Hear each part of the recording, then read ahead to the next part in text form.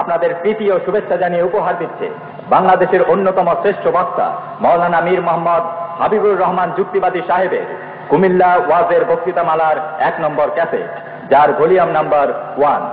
শ্রোতা বন্ধুরা, আশা করি আপনারা এই ক্যাসেটের মূল্যবান বক্তব্য শুনে খুবই উপকৃত হবেন। তবে একমাত্র বাঁশি মিউজিকের মনোগ্রাম এবং ট্রেডমার্ক, যার নম্বর 33783 দেখে অরিজিনাল ক্যাসেট ক্রয় করুন এবং নকল ক্যাসেট ক্রয় করে প্রতারিত হবেন না। হযরত মুহতারাম, হযরত উলামায়ে কেরাম, বিরাদারান ইসলাম, পর্দার অন্তরালে মা ও বোনেরা, আসসালামু আলাইকুম ওয়া রাহমাতুল্লাহি ওয়া বারাকাতুহু। সালামের জবাবটা আর একটু জোরে সরে দিলে আমি খুশি হব। আসসালামু আলাইকুম। মহান প্রভুর দরবারে অসংখ্য শুকর আদায় করি, যিনি আমাদেরকে মুসলমান করেছেন, যিনি পৃথিবীর শ্রেষ্ঠতম মহামানবের উম্মত করে তৈরি করেছেন, যিনি রজবের চাঁদে আপনাদের এই মোগলটুলি মসজিদের ময়দানে শহরের বিভিন্ন দিক থেকে শতে শতে মুসলমানদেরকে একত্রিত হয়ে দ্বীনের কিছু আলোচনা শোনার তৌফিক এবং সুযোগটুকুন এনায়েত করেছেন, সেজন্য সে মহান আল্লাহর দরবারে জানাই লাখো কোটি শুকর। সবাই উচ্চ আওয়াজে বলুন আলহামদুলিল্লাহি রাব্বিল আলামিন। আজকে আমি কোরআন শরীফ থেকে একখানা আয়াতে কারিমা আপনাদের খেদমতে দাওয়াত করেছি। ভূমিকায় আলোচনা না করে সরাসরি আমার বক্তৃতায় আমি হাত দিতে চাই, যেহেতু মাগরিব থেকে নিয়ে অনেক সময় পর্যন্ত আপনারা এখানে অপেক্ষা করতেছেন। এটা রজবের চাঁদ, মেরাজের চাঁদ, রাসূলের ঊর্ধ্বগমনের চাঁদ, রাত্রিকালীন সফরের সুন্দর চাঁদ। এই চাঁদে লোকেরা দোয়া করলে আল্লাহর হাবিব তার বন্ধুর মেরাজের খাতিরে দোয়া মঞ্জুর করে থাকে।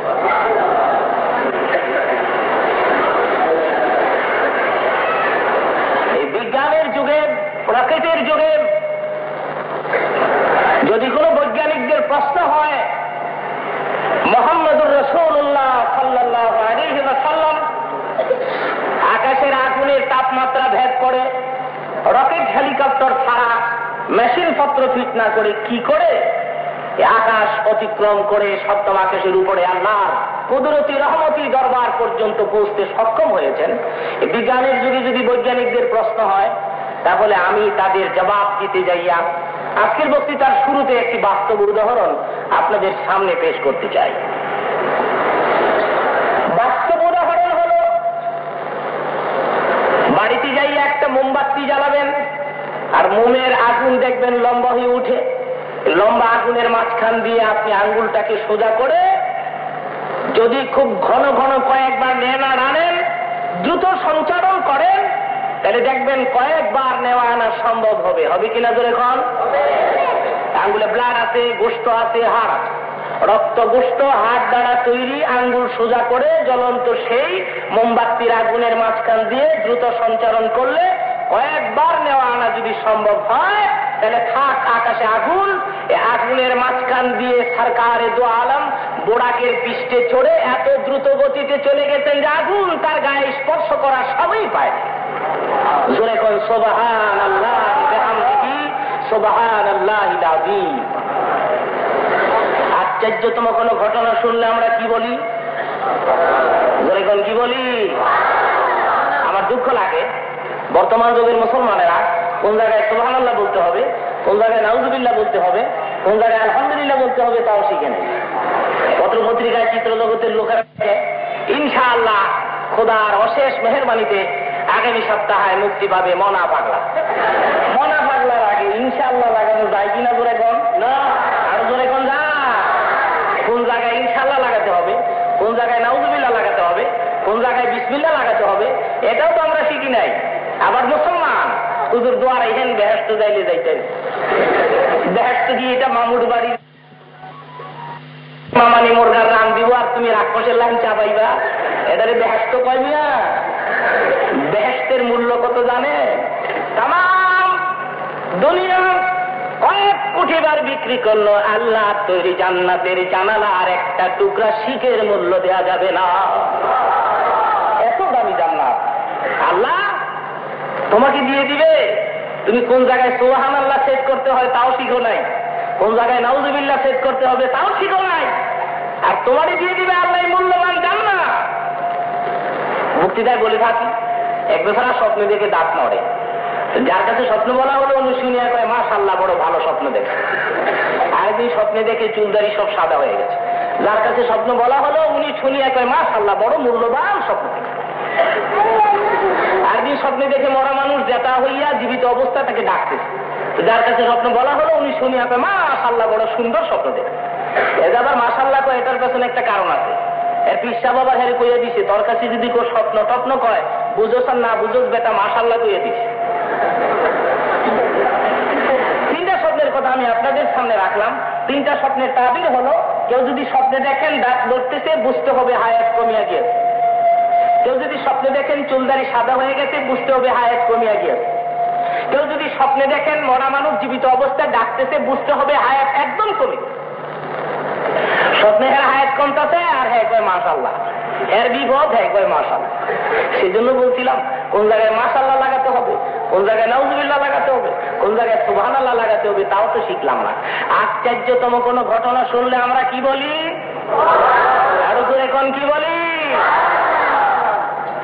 মেরাজের ঘটনা এত আশ্চর্য যে আল্লাহ রাব্বুল আলামিন এই ঘটনার বর্ণনা দিতে যাইয়া নিজেই আয়াতের প্রথম শব্দটা সুবহান ব্যবহার করেছেন। জোরে কোন সুবহান।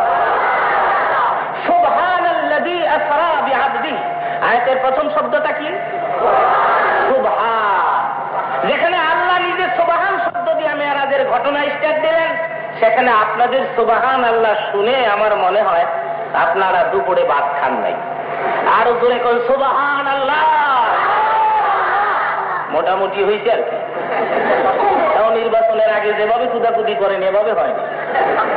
আবার সামনে আসতেছে নির্বাচন, ইনশাআল্লাহ টাকা খাইয়া রেডি হন, ভালো করে কুদবেন। ওই তো আসতেছে চেয়ারম্যান নির্বাচন আসতেছে, থানা চেয়ারম্যান সমানে চা খাইবেন। গত চেয়ারম্যান নির্বাচনে আমার এলাকায় এক লোক সারাদিনে 40 কাপ চা খাইছে। 40 কাপ চা খাইছি। আমি কি খা ভালো করে খা, জনমের খাওয়া খাইয়ালো। কতদূর মাগনা খাওয়ায়, খাইতে অসুবিধা কি, সকাল থেকে শুরু করছি বিকাল পর্যন্ত 40 কাপ নিয়ে আসে। চেয়ারম্যান সবাই এসে কয় ভোটটা আমার দিয়েছ, এক কাপ চা খা। কোন কি যে গরম চা দিচ্ছেন, ভোট আপনারই দিব না বাপেরই দিব? আরে চেয়ারম্যান কয় এক কাপ দুধ খা, গরম দুধ খা, ভোটটা আমারই দিস। কোন কি আপনি দিয়ে আবার দুধ খাওয়া, ভোট তো আপনারই দিব। আরেক চেয়ারম্যান তো এদিকে একটা রসগোল্লার গোটা খেয়ে যাবে, তা আপনি দিয়ে আবার মিষ্টি খাওয়ান, ভোট তো আপনারই দিব। আরেক চেয়ারম্যান রাত্রে 100 টাকার নোট দিয়া গেছে, কয় সকালে বস্তা লই আইতেছে। কোন কি ভোট তো আপনারই দিব? ভোট একটা হ্যাঁ 32 জন দিব, আদা দিছে। এ হলো মুসলমানদের চরিত্র, এগুলো আমাদের চরিত্র। জোরে কোন নাউযুবিল্লাহ।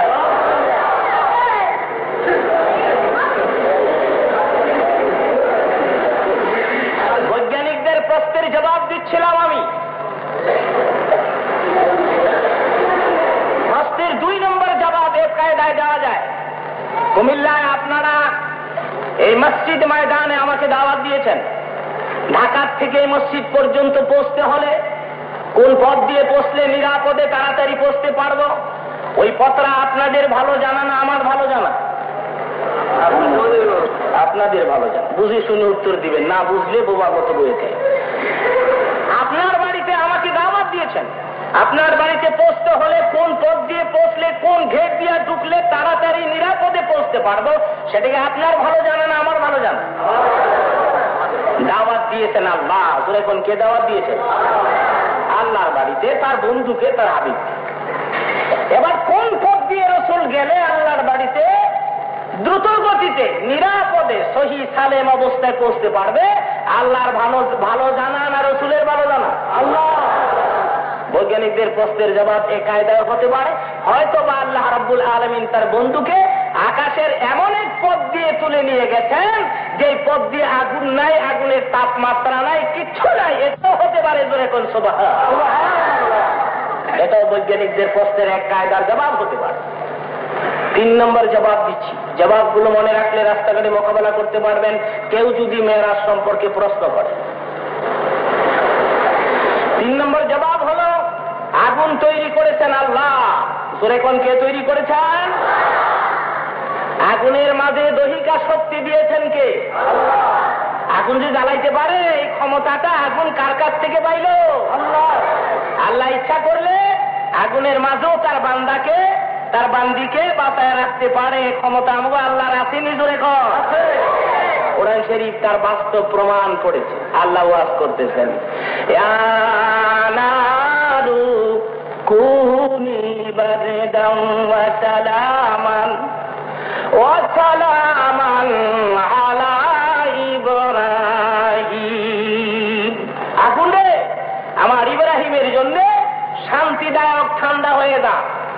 সালামুন শব্দ আয়াতের মাঝখানে আল্লাহ না লাগাইলে হয়তোবা বেশি ঠান্ডা হয়ে যেত। বেশি ঠান্ডা হয়ে গেলে ল্যাপ লাগতো, আবার তোষক লাগতো।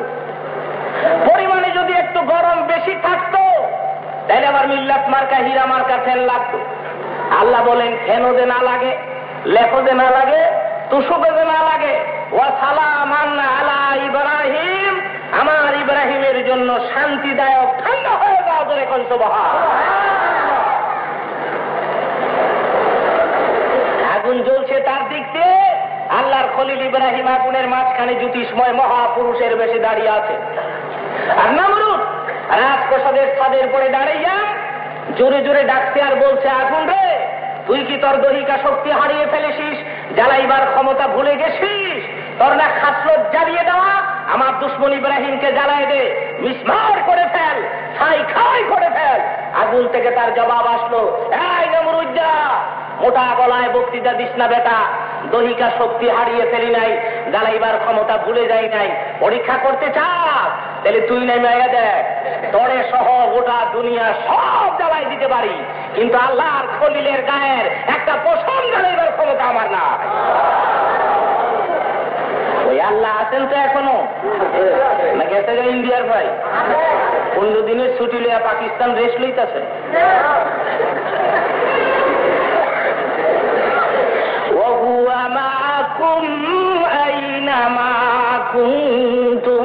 আল্লাহ বলেন তোমরা যেখানে আমিও সেখানে। জোরে বলেন সুবহান। সুতরাং কথা বললে আন্দাজ করে বলবেন, মিথ্যা কথা বললে একটু আন্দাজ করে বলবেন, কারণ আপনার গোটা জিন্দিগির সবগুলি কথাই কিন্তু রেকর্ড হয়ে যাচ্ছে। মানুষ ট্যাপ রেকর্ডার আবিষ্কার করে যদি বক্তার বক্তৃতাকে রেকর্ড করে রেখে দিতে পারে, আজ থেকে 100 বৎসর পরে মওলা যুক্তিবাদীর কোনো নাম থাকবে না, হয়তোবা দুনিয়ার কেউ আমার নাম নেবে না। ওই দিন এই ক্যাসেটগুলো ছেড়ে দিলে হুবহু যদি দুনিয়ার লোকেরা আমার বক্তৃতা শুনতে পায়, তাহলে মহান আল্লাহ মানুষ তৈরি করে পৃথিবীতে ছেড়ে দিয়ে তার পেছনে কুদরতি মেশিন বা ট্যাপ রেকর্ডার সেট করে রেখে দিতে পারেন নাই যে মানুষ যা বলছে তাই সেই রেকর্ডে রেকর্ড হয়ে যাবে। আল্লাহ পারেন কি আজ এখন? আল্লাহ ওয়াজ করছেন। কোরআন শরীফে রব্বুল আলামিন এ সম্পর্কে ওয়াজ করেছেন, মা ইয়ালফিদু মিন কাউলিন ইল্লা লাদাইহি রাকিবুন আতীদ। মানুষের কথা সব রেকর্ড হয়ে যায়। জোরে কোন সুবহানাল্লাহ, সুবহান। সুতরাং কথা বললে আন্দাজ করে বলা উচিত, পাপ করলে আন্দাজ করে করা উচিত। কারণ আমি যে পাপ করতেছি এটাও কুদরতি ক্যামেরায় উঠে যাচ্ছে। চিত্রজগতের নায়ক নায়িকাদের অভিনয় যদি ক্যামেরার ফিতা দিয়ে ক্যাচ করে এটা প্রতিদিন রূপালী পর্দার আড়ালে সেট করা যায়, মহান আল্লাহ কি তোমাকে জমিনে ছেড়ে দিয়ে ফেরেশতার হাতে কুদরতি ক্যামেরা দিয়ে তোমার জিন্দিগির গোটা জিন্দিগির অভিনয়গুলি ক্যাচ করে রেখে দিতে পারেন নাই? কিয়ামতের ময়দানে অস্বীকৃতি করলে তোমার কাজের পৃথিবীর সেই ফিতাটা তোমার চোখের সামনে ছেড়ে দেওয়া হবে। আল্লাহ বলেন এগুলো আমি পারি, আর এই ব্যবস্থা করে এরপরই তোর দুনিয়াতে ছেড়ে দিয়েছি। জোরে কোন সুবহান। যে আল্লাহ ইব্রাহিমের খলিলের জন্য নোটিশ করে যে আগুনে জ্বালাইবার জন্য লম্বা জুতের গাছ তৈরি করে গাছের অগ্রভাগে ইব্রাহিম খলিলের হাত পা বেঁধে, অপরদিকে নমরুদ ভক্ত জনতারা রশি ধরে ধরে টানতেছে আর গাছ ঘুরতেছে। হঠাৎ করে দেখে ইব্রাহিম নিজের পিতাও এসে রশি ধরে ধরে টানে। পিতার নাম কি ছিল? আজর নয়, তারিখ প্রমাণ করেছে পিতার নাম ছিল তারেক। লোকেরা তাকে আজর পেয়ে ডাক। আসলে কিতাবে আমি পেয়েছি আজর একটা মূর্তির নাম। ইব্রাহিমের পিতা যখনই ঘর থেকে বের হতো, আজর নামীয় মূর্তিটা তার কাঁধের উপরে থাকতো। তো মূর্তি নিয়ে চলাফেরা করে বিদায়, লোকেরা মূর্তির উপরে ভিত্তি করে তারা আজর কুয়ে ডাকত। আপনারা দেখবেন কলার ব্যবসা করে কলার বোঝা মাথায়, আমের ব্যবসা করে আমের বোঝা মাথায়। তো পেছন দিক থেকে লোকেরা ডাকে, ওই কলা কলা, এ আম, এই রিস্কা। বেটার নাম রিস্কা, এর নাম আজর নয়। যখন ইব্রাহিমের পিতা ঘর থেকে বের হতো, আজর নামীয় মূর্তিটা তার সাথে থাকতো। তো সর্বদাই মূর্তি নিয়ে চলাফেরা করে বিদায়, লোকেরা মূর্তির উপরে ভিত্তি করে তারা আজরকে ডাকে। আল্লাহ কয়, পাবলিক যখন হেরে আজর কইছে, আমি আর অনুমান কইয়া লাভ কি? আমিও কোরআন শরীফে আজর শব্দটাই উল্লেখ করে দেই। ইয ক্বালা ইব্রাহিম লিআবিহি আযর। কোরআন শরীফে আজর আছে, কিন্তু তারিখ প্রমাণ করেছে, ইতিহাস হিস্টোরি প্রমাণ করেছে ইব্রাহিমের পিতার নাম ছিল তারেক। পিতাও এসে রশি ধরে ধরে টানে, তখন ইব্রাহিম আলাইহিস সালাম আর চোখে পানি রাখতেন, চোখের পানিগুলি ছেড়ে দিলেন আর চিৎকার করে ডাকছেন, মাবুদ। দুনিয়ার জমিনে বিপদে পড়ে গেলে সন্তান, মা পাগল হইয়া যায় সন্তানকে বাঁচাবার জন্য, বাপ দৌড়ে আসে সন্তানের সাহায্য করার জন্য। আমার মুসিবতের খবর শুনিয়া মা দুঃখিনী আসলেন না, মৃত্যুর আগে এক নজর মাকে দেখার নসিব হলো না। আব্বাকে দেখেছিলাম, ভাবছিলাম আব্বা বুঝি আমার সাহায্য করার জন্য পাশে এসে দাঁড়ায়, কিন্তু না, আমার আব্বা পর্যন্ত আমার দুশ্মন রশি ধরে ধরে টানে, আমি জ্বলন্ত আগুনে ইব্রাহিম জ্বলিয়া পুড়িয়া ছাইকাই হইয়া যায়। যে পৃথিবীতে আমার আব্বা পর্যন্ত আমার দুশ্মনী করতে পারলো, প্রভু গো, এই দুনিয়ায় তুমি ছাড়া কিন্তু বাঁচাইবার আমার আর কেউ নাই। মাবুদ দেখে বলে, রে ইব্রাহিম, আর কান্দিস না, চোখের পানিগুলি নিচে পৌঁছে ফেল। ইব্রাহিম রে, তোর চোখে পানি দেখলে আমি আল্লাহ সইতে পারি না। ইব্রাহিম যা, মুসিবতে পড়ে যখন আমার শরণাপন্ন হয়েছিস, মুসিবতে পড়ে যখন তুই আমি আল্লাহকে স্মরণ করছ, কান্দিস তারে ইব্রাহিম, আগুন থেকে বাঁচাইবার জিম্মা আমি আল্লাহ আমার হাতে তুলে নিলাম। আগুনের পরে স্লো পজিশনে একটা নোটিশ সেট করলেন শুধু, আর নোটিশ যখন আসছে করে আসলো, দেখা গেল গোটা আগুনটা ফুলের বাগিচা হয়ে গেল। জোরে কোন সুবহান। আল্লাহ ইব্রাহিমে খলিলের জন্য নোটিশ করে গোটা আগুনকে যদি ফুলের বাগান বানাতে পারে খলিলুল্লাহর জন্য, তাহলে হাবিবুল্লাহর জন্য। খলিলুল্লাহর হাবিবুল্লাহর অর্থের রাত দিন ব্যবধান। খলিলুল্লাহর অর্থ হলো আল্লাহকে খুশি করার জন্য ইব্রাহিম সব করতে পারলেন, সেজন্য উনি খলিলুল্লাহ হইলেন। আর হাবিবুল্লাহর অর্থ হলো রাসূলকে খুশি করার জন্য আল্লাহ নিজে সব করতে পারলেন, সেজন্য উনি হাবিবুল্লাহ।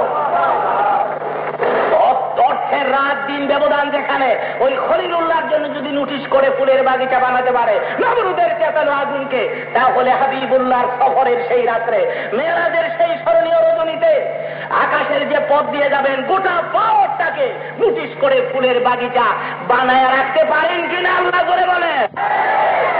তাহলে বৈজ্ঞানিকদের প্রশ্ন, লোকটি রকেট হেলিকপ্টার ছাড়া আকাশের আগুনের তাপমাত্রা ভেদ করে কি করে গেল? দুর্বল হয়ে গেল, বাতিল হয়ে গেল, অকিজ হয়ে। রাসূলের মেরাজ সশরীরে হয়েছে। জোরে কোন আলহামদুলিল্লাহ। মোহাব্বতে সোনার মদিনায় একটু দুরূদ ও সালাম পাঠাবেন, বকিলামি করবেন না। আল্লাহুম্মা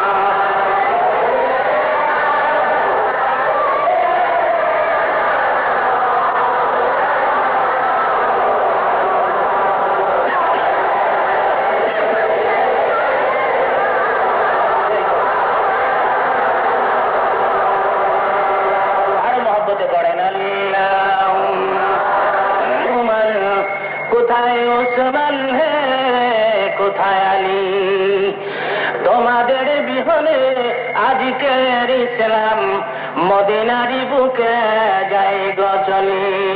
আল্লাহুম্মা সাল্লি আলা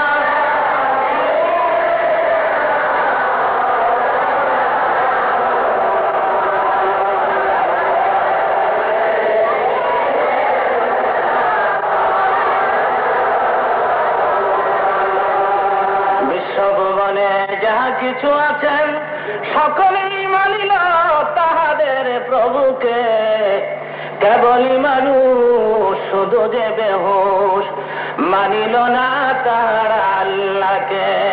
আল্লাহ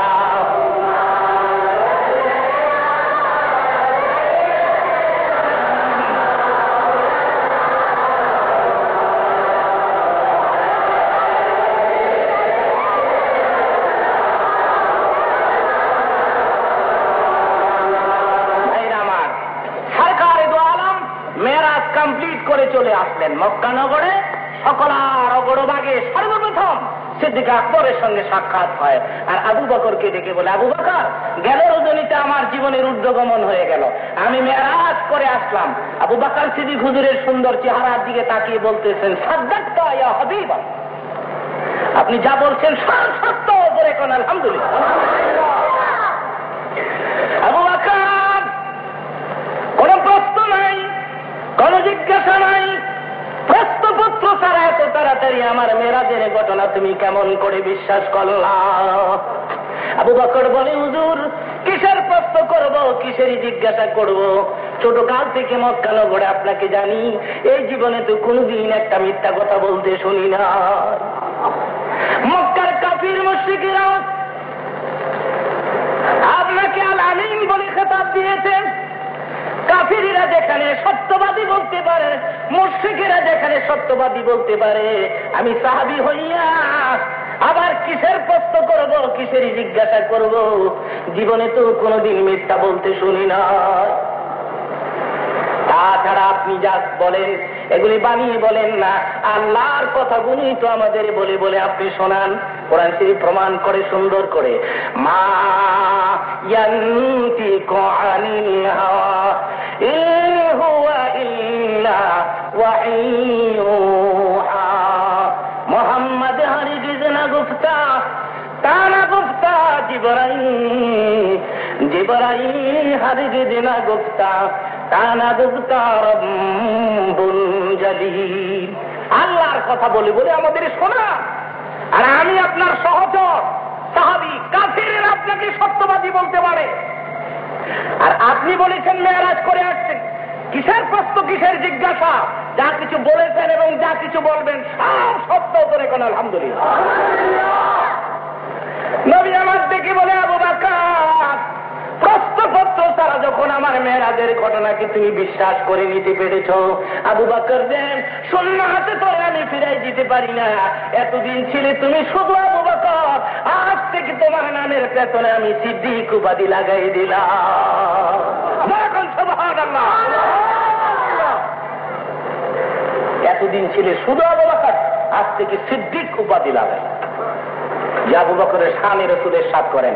তামাম দুনিয়ার মানুষের নেকগুলি যদি এক পাল্লায় রেখে দেওয়া হয়, আমার আবু বকরের নেক যদি অপর পাল্লায় দিয়ে টান দেওয়া হয়, সারা দুনিয়ার মানুষের চেয়ে আমার আবু বকরের নেকের ওজন অনেক বেশি হয়ে যাবে। দেখি বলে সাহাবীরা, আমার ইন্তেকালের পরে আমার আবু বকর যেদিন মৃত্যুবরণ করবে, আমার আবু বকর যেদিন ইন্তেকাল করবে, সাহাবীরা আমার রওজার কিনারে আমার পাশে আবু বকরের কবর করে দিবে। তাই করা হবে। ইন্তেকালের আগে সিদ্দিক আকবর ডেকে বলে, আলী, আমার লাশ হুজুরের রওজার কিনারে নিয়ে যাবে, আমার পুরান জামা দিয়ে কাফন পরাবে, আর জানাজা পড়ে রসুলের রওজা আকদাসের পাশে নিয়ে যাবে। আলী হ্যাঁ, রসুলকে ডেকে বলবে, আমি আবু বকর হতভাগা নবীর খেদমতে হাজির হয়ে গিয়েছি। নবী যদি কোনো জবাব দেয়, রওজার পাশে খবর দিবে। আর নবী যদি কোনো জবাব না দেয়, তাহলে মনে করবে নবীর বিদায়ের পরে আমি তার মনে আঘাত এনেছি, দুঃখ দিয়েছি, কষ্ট দিয়েছি। রওজার কিনারে কবর দিবি না রে আলী, জান্নাতুল বাকির পরে আবু বকরের কবরখানা করে দিবি। হযরত আলী নিজে রওয়ায়াত করেন, পুরান জামা দিয়ে কাফন পরাইয়া জানাজা কমপ্লিট করে হুজুরের রওজার কিনারে আবু বকরের লাশ লয়ে আমরা হাজির হইয়া যাই। আলী বলেন, আমি সেজদায় পড়ে গেলাম, একবার, দুইবার, তিনবার আমি ডাকছিলাম, এ রাসূল, আপনার আবু বকর আজ আপনার পায়ের সামনে হাজির হয়ে গেছে। হযরত আলী বলেন, 3টে বার ডাক দেওয়ার পরে আমি কোনো সাড়া পাই না, আমি কোনো শব্দ পাই না। হযরত আলী ভাবলেন এত তাড়াতাড়ি রাসূল আবু বকরকে কি করে ভুলে গেল। মুখমণ্ডল মলিন হয়ে গেছে আলীর। সাজদার থেকে মাথা তুলে আলী বলেন, সাজদার থেকে যে মাত্র মাথা তুললাম আর মাথা তুলে দেখি হুজুরের রওজা থরথর করে কাঁপতেছে, রওজার চারদিকে লোহার জোড়াগুলি ছুটে যেতেছেন। আল্লাহ হাবিব রওজার ভেতর থেকে ডেকে ডেকে বলতেছে, আলী রে আমার আবু বকর আমার পাশে আসবে, অনুমতির কোনো প্রয়োজন নাই। আবু বকর তুমি ছিলে মক্কার সাথী আমার, হিজরতের সাথী আমার, গুহার সাথী আমার। আজ থেকে আমার আবু বকর আমার কবরের সাথী হয়ে যাবে। জোরে কোন সুবহানাল্লাহ। সেই আবু বকর সেদিন আজকে মেরাজের ঘটনা সকল আর অগড় ভাগে তাসদীক করলেন। একদিক যা সাহাবীরা মেরাজের ঘটনাকে তাসদীক করতেছে, অন্যদিক দিয়ে আবু জাহল মক্কা নগরে ধারে ধারে ঘুরে ঘুরে বলতেছে, শুনছ মক্কার লোকেরা আব্দুল্লাহর পোলা শেষ পর্যন্ত পাগল হয়ে গেল। মক্কা থেকে বাইতুল মাকদাস যাইতে কয়েক মাসের পথ অতিক্রম করতে হয়, আর আব্দুল্লাহর পোলা নাকি রাতারাতি বাইতুল মাকদাস হইয়া সপ্তম আকাশের উপরে পাড়ি দিয়া আল্লাহর সাথে দেখা কইরাইতে। শুনছ কিভাবে আব্দুল্লাহর পোলা পাগল হয়ে গেল? আল্লাহর পক্ষ থেকে জবাব এসে গেল, মা সাহিবুকুম বিমাজনুন, তোমাদের সাথী আমার বন্ধু পাগল নয়। জোরে বল আলহামদুলিল্লাহ। আবু জহল কয় পাগল, আল্লাহ কয় পাগল না। কারটা রাইট হবে? আল্লাহ। হুজুরের দরবারে হাজির হয়ে আবু জহল কয়, আব্দুল্লাহর পোলা এভাবে পাগল হয়ে গেল? আরে মক্কা থেকে বাইতুল মাকদাস যেতে কয়েক মাসের পর, আর তুমি রাতারাতি বাইতুল মাকদাস হইয়া সপ্তম আকাশের উপরে খোদার লোকে দেখা করে এভাবে শেষমেশ পাগল হয়ে গেল। নবী আমার দেখে বলে, রে আবু জাহল তোমরা না কেউ তোমরাই না আমাকে আল আমিন বলে খেতাব দিয়েছ, তোমরা নিয়ে বলেছ আমি কোনদিন মিথ্যা কথা বলি না, এতদিন মিথ্যা বলি নাই। নবুয়তি পাইয়া পয়গম্বর হইয়া আজকে বুঝি আমি মিথ্যাবাদী হয়ে গেলাম। আবু জাহল বলে, যদি সত্যিবাদী, যদি তুমি সত্যি বলে থাকো ঠিক আছে মানলাম তোমার কথা, তাহলে বলো তো বাইতুল মাকদাসের কটা দরজা, কটা জানালা, কটা সিঁড়ি? দরজার সামনে কটা সিঁড়ি, জানালা কয়টা, শীত কয়টা, কোন দিকে কোন সাইডে কতটা জানালা লাগানো হয়েছে? আপনার আমার প্রশ্নের জবাব দেন। হুজুর কি মেরাজ করতে গেলেন? সব জমা হয়ে গেছে। আমি যদি বাইতুল মাকদাসের স্টেটমেন্ট ঠিক মতো না দিতে পারি, লোকেরা বলবে তোমার বন্ধু তোমার পয়গম্বর মিথ্যাবাদী। এখন তুমি বলো, তোমার যদি মনে চায় তাইলে আমাকে শর্মিন্দা বানাও, লজ্জা দাও শত শত লোকের সামনে, না হয় তুমি বলে দাও কটা দরজা কটা জানালা আমি জানাই দে। আল্লাহ ডেকে বলেন, আমার বন্ধুর কাছে যা মক্কা নগরে আমার সালাম কর, বন্ধুরে বল চোখের পানি গুলি মুছে ফেলতে। বন্ধুর চোখে পানি দেখলে আমি আল্লাহ সইতে পারি না। আর কাঁদবেন না, জিবরিল বাইতুল মাকদাসটা তুলিয়া মক্কা নগরে নিয়ে যাও, আমার হাবিবের চোখের সামনে তুলে ধরো। আমার হাবিব নিজ চোখে দেখে গুনে গুনে বলে দিবে কটা দরজা কটা জানালা।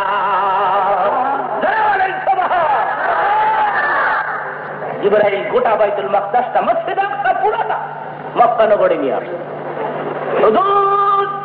আর আকাশের দিকে তাকাইবেন না, সামনের দিকে তাকাই দেখেন আমি আল্লাহর হুকুমে গোটা ঘরটা গোটা মসজিদ রাতটা চোখের সামনে তুলে ধরছি। এক একটা সাইড ঘুরাবো, আপনি গুনে গুনে বলে দিবেন কটা জানালা কটা দরজা। এক একটা সাইড ঘুরায় আর হুজুর গুনে গুনে বলতে লাগলেন।